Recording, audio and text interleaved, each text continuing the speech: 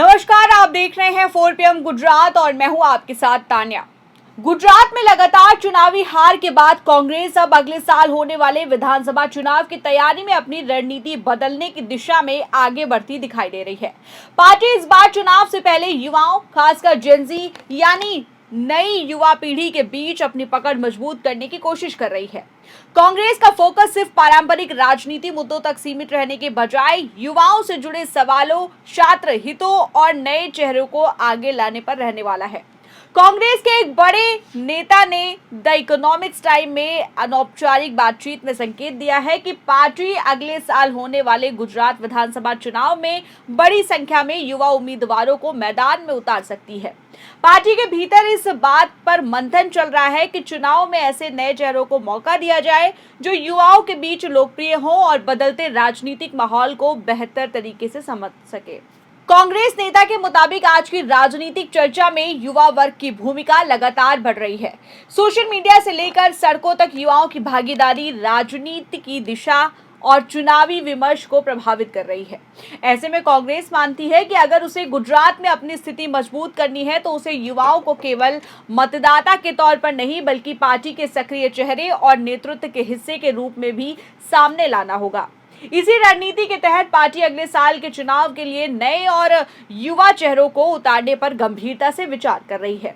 माना जा रहा है कि उम्मीदवारों के चयन में उम्र के साथ साथ उनकी स्थानीय पकड़, सामाजिक जुड़ाव, छात्र और युवा संगठनों के साथ काम करने का अनुभव और जनता के बीच सक्रियता जैसे पहलुओं को भी महत्व दिया जा सकता है। इस रणनीति को लेकर गुजरात कांग्रेस के अंदर संगठनात्मक स्तर पर गतिविधियां तेज होती भी दिखाई दे रही है।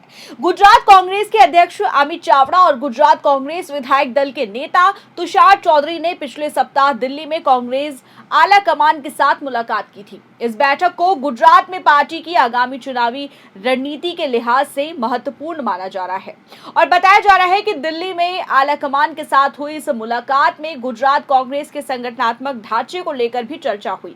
पार्टी लंबे समय से अपनी राज्य इकाई के संगठनात्मक ढांचे को अंतिम रूप देने की प्रक्रिया में है।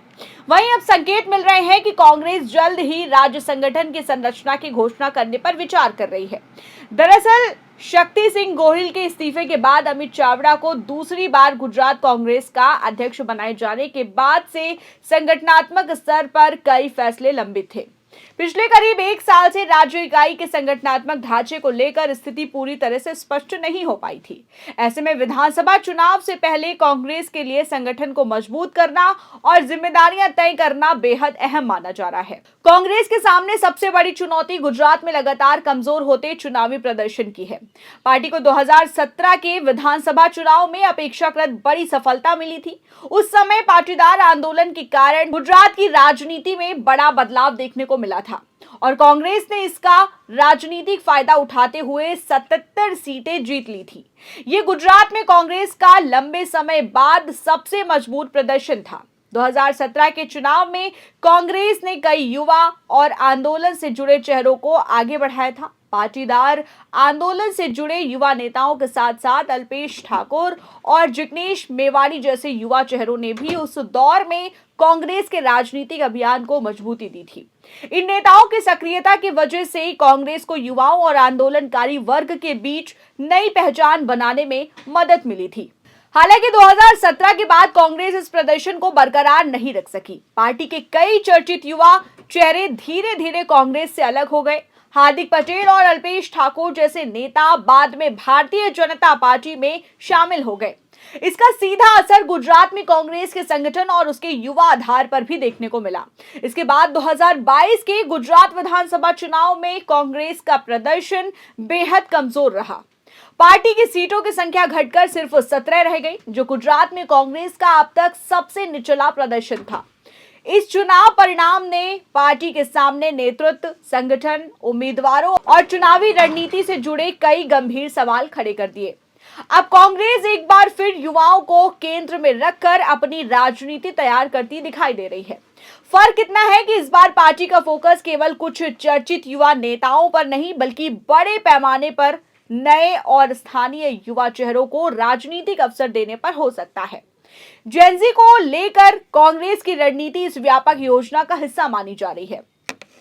पार्टी के लिए ये राजनीति इसलिए भी जरूरी है क्योंकि जेनजी का राजनीतिक व्यवहार पारंपरिक मतदाताओं से अलग माना जाता है। युवा मतदाता रोजगार, शिक्षा, परीक्षा व्यवस्था, फीस, डिजिटल सुविधाओं, प्रतियोगी परीक्षाओं, पेपर लीक और पारदर्शी जैसे मुद्दों को लेकर ये ज्यादा मुखर दिखाई देते हैं। सोशल मीडिया और डिजिटल प्लेटफॉर्म के जरिए ये मुद्दे इतने तेजी से बड़े राजनीतिक विमर्श का हिस्सा बन जाते हैं। कांग्रेस अब इन्हीं मुद्दों को आधार बनाकर युवाओं तक पहुंचने की कोशिश कर रही है। पार्टी के छात्र संगठन एनएसयूआई ने भी गुजरात में अपनी गतिविधियां बढ़ाने की तैयारी शुरू कर दी है।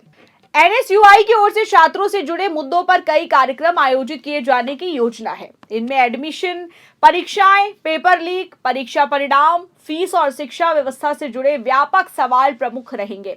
एनएसयूआई का लक्ष्य सिर्फ छात्र संगठनों के स्तर पर सक्रियता बढ़ाना नहीं है।